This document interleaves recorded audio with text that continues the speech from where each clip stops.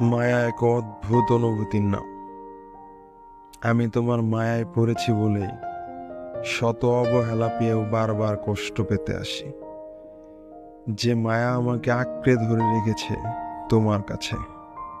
মায়া হচ্ছে এমন এক বাঁধন, যে বাঁধনে একবার জড়ালে আর ফিরে আসা যায় না।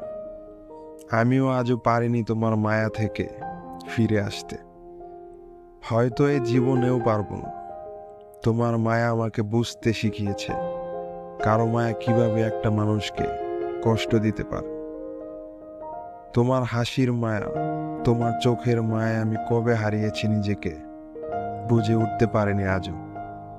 শুধু বুঝতে পারি তোমাকে ছাড়া এই জীবনটা কাটানো সহজ না।